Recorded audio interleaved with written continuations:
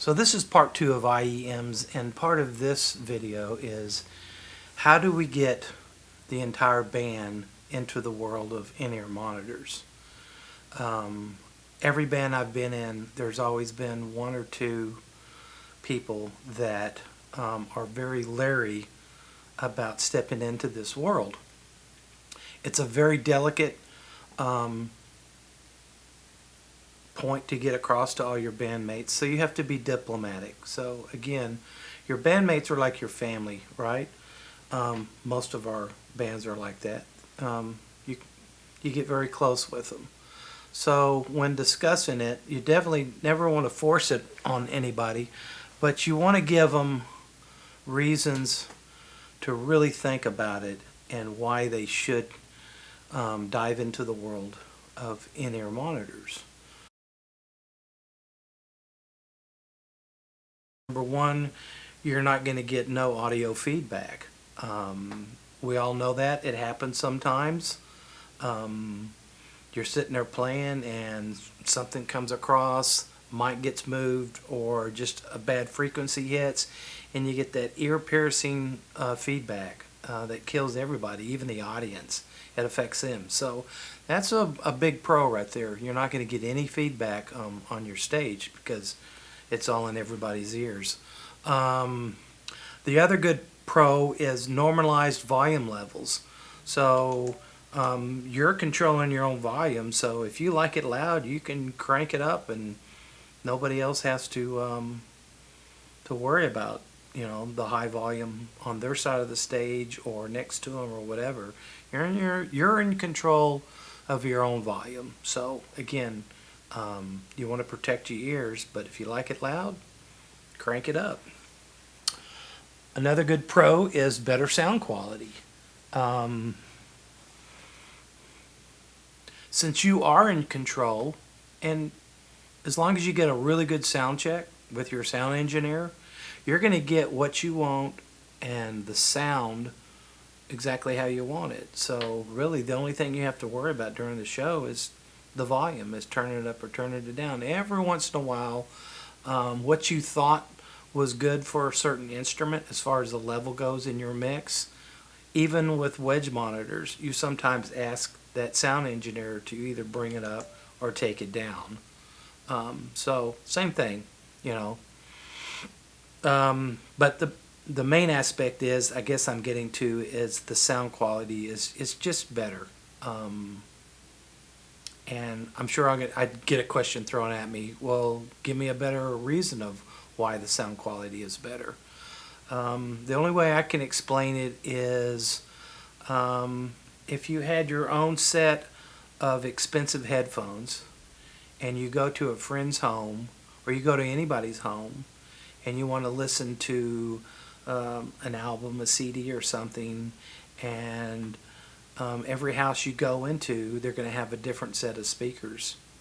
Some may have some really nice audio setup where the sound sounds really good. Some may not. But if you have your own headset, you can just plug it in to the headset jack, and you're going to pretty much get what those headphones are able to deliver. So same thing goes with in-ears, you know. The more you pay, the better it's going to sound. The number one thing that I think is the pro, or the number one pro for in-ears, as far as my opinion goes, is safe to use, and it protects your hearing. It's even better for my young audience that you go with an in-ear monitor setup as soon as possible to protect your hearing. So, of course, being a drummer, I'm always, you know, right behind loud decibels just with the instrument itself. So I've used earplugs to help when I rehearsed on my own or when I practice to keep the decibel range down. Most of the time, though, I have my in-ears in. So the other good thing is better monitoring. Let's get into that. So with in-ear monitors, especially if you're wireless, you're free to roam the stage wherever you want to go. You can even kind of get mixed in with the audience if you want. And your monitor mix is not going to change. If you got wedge monitors, unless everybody's the same. If you move over, if you're on stage right and you move to stage left, that stage left monitoring sound setup may be completely different from yours. So you may not hear what you need to hear when you go to that side of the stage. But with in-ears, it's always the same no matter where you go. The other aspect is singers. Whether you're just a vocalist on your own, if you are, I highly suggest going with an in-ear monitor setup. You're going to hear your voice better. You're going to hear your harmonizers, your backup singers. You're going to hear them better, and it's going to make your singing and the vocalization of the music that much better because you can hear each other. Also, you can, depending on your monitor setup, even if you're mono, if you have a couple of channels coming in, you can pan. So you can give yourself more vocals on one end, and on the other side is where the music's at. So it depends on what part of the show or the song. Me being a singing drummer, if I decide to sing, or if I have a lead singing part in a song, right before that song starts, I'm going to pan a little bit more to my vocal side, so that's a little bit louder than my mix than the rest of the band, just so I can hear myself and making sure that I'm singing in key. And like I stated earlier, with wireless setups, if you're a mover on stage, you got greater mobility, and your monitor mix always sounds the same. Last two things as far as my pro goes for in-ear monitors. If you're in a band and you use sampling, or you're putting in tracks, pre-recorded tracks, you need a metronome. So number one, which is the old way, you can always rely on the drummer and you listen to him. And as long as you can stay with him, you'll probably be okay. But a lot of times, especially nowadays with more modern music, you have what's called a guide track. And a guide track is going to tell you in your monitoring system when a track is about to come in to your song. So, for instance, you're playing and you have a pre-recorded synth about to come in.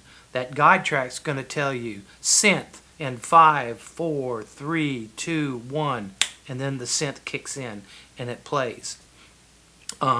It can even tell you when it's about to go out.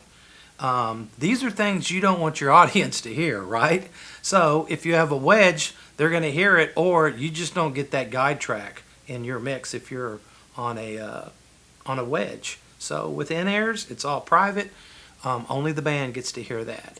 So the last part is just better sound consistency. So again, if you're a mover on stage, you're mobile, and you're moving around, your monitor mix is consistent. It always stays the same. So it's not going to fluctuate in any aspect whatsoever.